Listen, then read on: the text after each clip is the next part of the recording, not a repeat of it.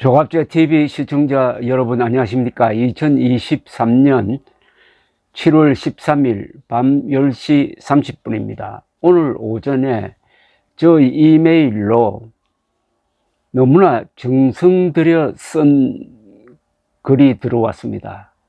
그 글을 쓰신 분은 여성분인데 자신의 이름을 H라고만 표기해 달라고 부탁을 했습니다. 정성 들여 썼다는 것은 무슨 뜻이겠습니까? 황영웅 사태에 대해서 많은 문제의식을 가지고 황영웅을 변호한다고 그럴까요? 또는 황영웅과 같은 억울한 처지에 있는 사람들을 이해하는 입장에서 논리적으로 그리고 아주 감성적으로 썼다는 그런 뜻입니다. 흔히 그런 글을 저는 주옥과 같다는 그런 표현을 씁니다만은 제가 이 글을 쭉 읽어 드리게 된 것을 정말 감사하게 생각합니다. 이런 글을 쓴다는 것은 어떻게 보면 자신의 영혼을 깎아내는 겁니다. 글을 쓴다는 것은 대부분의 경우에 큰 고통입니다. 어마어마한 집중력이 필요합니다. 그런데 그런 글을 왜 쓰고 싶어 했겠느냐, 왜 쓰지 않으면 견딜 수 없었겠느냐 하는 것은 지금부터 제가 읽어드리는 글에서 여러분들이 확인하실 수 있을 것이라고 생각을 합니다. 높은 목소리, 지르는 목소리, 된 목소리에 심하게 예민해서 트롯은커녕 성악이나 가곡 등 웬만한 노래에도 전혀 관심이 없던 저는 미스터 트롯이나 불타는 트롯맨이 뭔지도 모르고 있었습니다.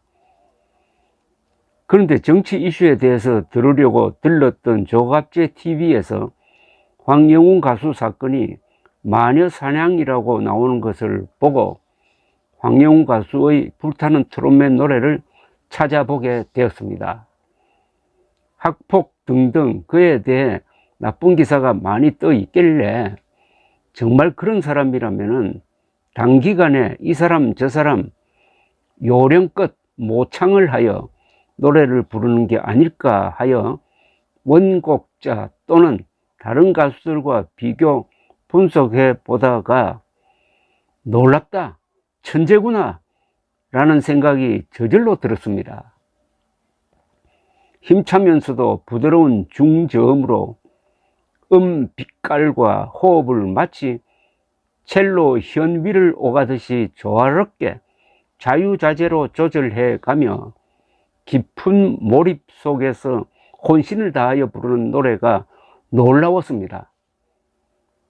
전부적으로 타고난 매력적인 목소리, 현악기나 피아노를 했어도 대단했겠다 싶을 정도로 뛰어난 곡 해석력, 발군의 감수성과 미적 감각, 정교하게 구사하는 테크닉과 진지함이 타의 추종을 불허했습니다. 저는 이 H란 여성이 쓴 이 문장이 정말 황영웅의 노래처럼 정말 아름답습니다. 조갑제닷컴에 이 글을 전문 게재를 해 놓았으니까 여러분 저의 낭독을 듣고 한 번 더 확인하시려면 조갑제닷컴에 들어오시기 바랍니다. 6년간의 공장 생활 끝에 마침내 그토록 반대하던 부친의 허락을 받고 몇 년 전부터 참가했던 콘테스트들의 동영상과 요번 불타는 트롯맨 동영상을 비교해 보니 요 몇 년간의 기회에 마치 가뭄 뒤에 해갈하듯이 배움을 스폰지처럼 흡수, 비약적 발전을 이루어 지금에 이런 것을 알게 되었고 이 또한 경이로웠습니다. 여하튼 노래가 이처럼 사람의 마음을 움직일 수 있는 것인지를 알게 되고 노래라는 장르 자체에 대해서 인식을 완전히 달리하게 되었습니다. 대 기자님도 지적하셨듯이 정말 이번 황영훈 가수 사건은 우리 사회의 여러 단면이 복합적으로 반영된 종합 세트라고 생각됩니다.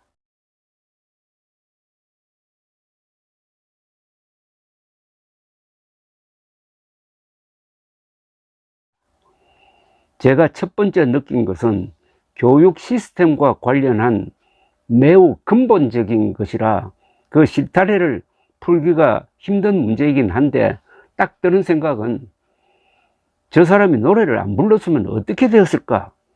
어떻게 그동안 저런 끼를 참고 있었으며 저런 종류의 거대한 잠재적 에너지를 가지고 책상머리에 차분히 앉아 공부만 하려니 얼마나 적응이 힘들었을까. 이런 재능을 갖고도 학교 교육에 적응을 못하면 낙오하는 것이구나 라는 것이었습니다. 어쩌면 황영웅의 청소년기의 방황과 그의 재능은 제대로 된 가이드라인이 없었던 상태에서 적지 않은 부분이 동전의 양면일 수도 있겠다는 생각마저 들었습니다. 두 번째, 언론의 마녀 사냥과 인터넷 시대에 익명 뒤에 숨은 여론 재판에 대한 것입니다.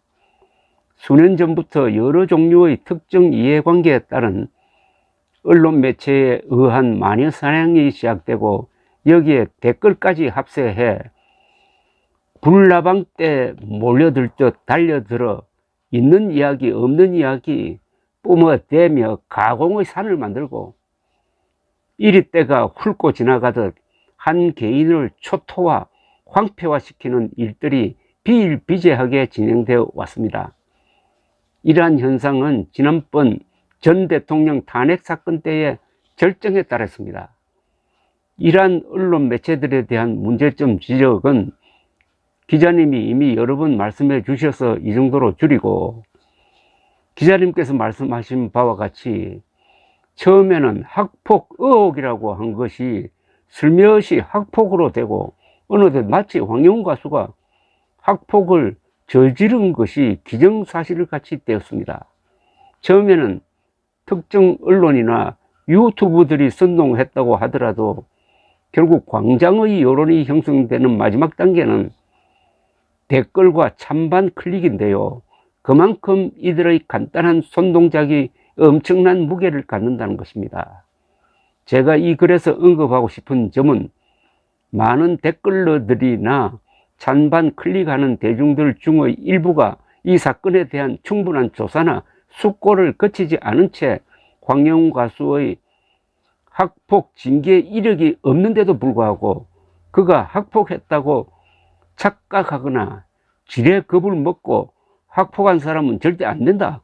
내 아이들이 앞으로 학폭당하지 않게 하려면은 황영훈 같은 케이스에서 일벌백계 해야 한다는 의견들을 가지고 있는데, 그런 걱정도 일리는 있습니다만 거기에는 큰 맹점이 있다는 점입니다. 이런 견해를 가진 분들에게 간곡히 말씀드리고 싶습니다. 한자의 학폭의 풀이는 학교폭력이라는 점에서 학폭은 학교폭력이고 황영훈 가수가 학생 시절에 다소 폭력적인 행동을 보인 적들이 있다는 점에서 그것을 학교폭력, 즉 학폭이라고 생각하는 분들도 있겠지만은 그것은 요즘 언론에서 말하는 학폭을 저질렀다 하는 것과는 구별되는 것입니다. 언론에서 문제 삼고 있는 학폭은 일종의 전문화된 용어라고 할 수 있습니다. 요즘의 소위 학폭은 보다 의도적이고 집요하게 타깃이 된 학생을 지능적인 방법으로 심하게 괴롭히는 등 예전에 힘센 학생들이 오다 가다 주먹다짐하는 종류와는 또 다른 양상을 띠고 있는 것 같습니다.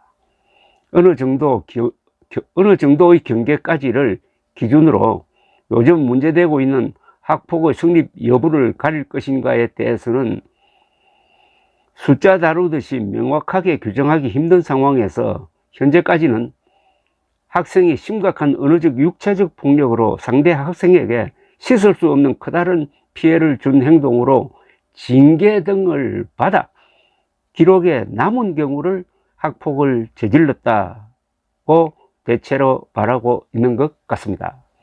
실제로 특정 상대를 대상으로 큰 사건을 저질러서 상대를 집요하게 나락으로 빠뜨린 정도의 죄질이 아닌 한, 그리고 학폭으로 징계받은 적이 없고 그것도 십수년 전 청소년기의 일로 익명 제보에 의해서, 그리고 한편의 말만 들은 채 특정 매체들에게 여론몰이 되어 일벌백계 차원에서 삭을 자른다는 식으로 한 가수 지망생을 몰아내고 나오지 못하게 압력을 가는 것은 그 자체로 이미 법과 제도의 테두리를 넘어서는 일입니다. 법제하의 재판에서조차도 죄가 거의 확실한 사람들에게도 증거가 없다는 이유로 종종 무죄 판결이 내려질 수밖에 없는 것은 그 사건뿐만 아니라 추후로도 억울하게 누명을 쓰는 사람들이 생기는 것을 방지하기 위한 자유민주주의의 제도적 장치로 인한 것입니다. 사회 문제가 되고 있는 소위 말하는 학폭에 대해서는 말단 지엽적 일벌백계식의 소극적 방편을 넘어서서 그것은 그것대로 근본적인 해결책들을 따로 지속적으로 광범위하게 마련해 나가야 할 것입니다. 지금 제가 읽어드리는 이 긴 편지는 황영웅 사태에 대해서 조갑제 TV가 보도한 것을 보고 H란 필명의 여성이 저에게 이메일로 보낸 글입니다. 이어서 읽겠습니다. 가수의 도태와 생존은 오로지 인기에 달려 있는 것입니다. 경제학자 아담 스미스가 국부론에서 언급한 보이지 않는 손의 비유에서처럼 시장, 즉 인격까지도 포함한 황영웅이라는 사람 자체와 그의 노래에 대한 대중의 자연스러운 인식과 평가에 맡겨두면 될 일입니다.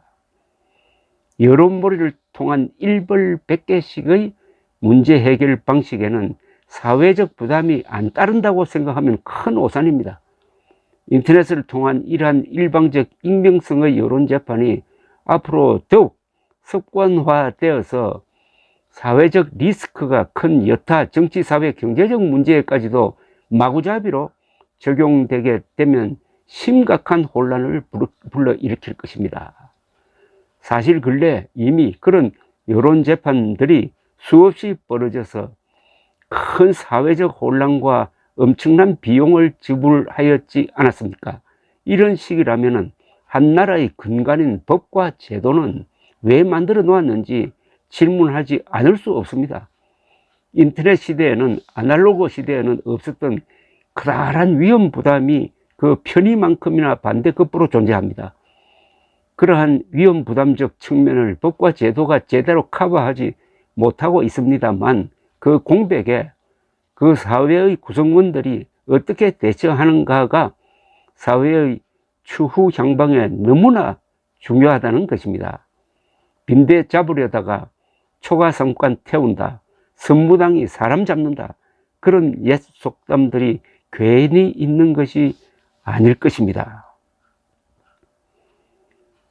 여기까지 읽고 나니까 여러분 어떻습니까? 너무나 정성 들여 쓴 글이고 여러 가지 복잡한 상황을 고려해 가지고 균형 있게 자신의 주장을 전개를 하면서 그 표현이 정말 온건하고 부드럽습니다.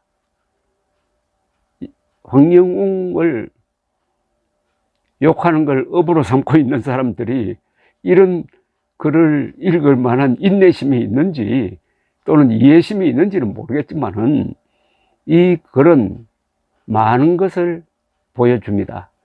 황영웅을 욕하는 사람들의 그 부르짖음 또는 할퀴는 또는 비비꼬는 그런 글과 비교해서 지금까지 읽어드렸던 이 글의 수준, 이 글의 균형감각, 이 글의 교양스러움을 한번 비교해 보시면은 황영웅을 잡으려는 사람과 황영웅을 옹호하는 사람들의 수준 차이, 심성의 차이를 너무나 확연하게 느낄 수 있을 것이라고 생각합니다. 사실 제가 지금 읽어드린 이 글은 활자를 통해서 읽으면서 때로는 밑줄 그어가면서 이해를 해야 될 정도로 고급스러운 문장입니다. 한자가 거의 말살돼 가지고 한글 전용어로 가는 바람에 문장이 부정확해지고 있는 이런 풍조에서 이런 글을 쓰시는 분이 지금도 계시구나 하는 게 그렇게 고마울 수가 없습니다. 이게 너무 길어지면 집중도가 떨어지니까 이번에는 여기서 일단 제가 한 3분의 2 정도를 읽어 드렸습니다. 여기서 일단 숨을 돌리고 나머지 부분은 제2편으로 돌리겠습니다. 거듭 이 글을 보내주신 분에게 감사를 드립니다. 이 글의 전문은 조갑제닷컴에 실려 있습니다. 감사합니다.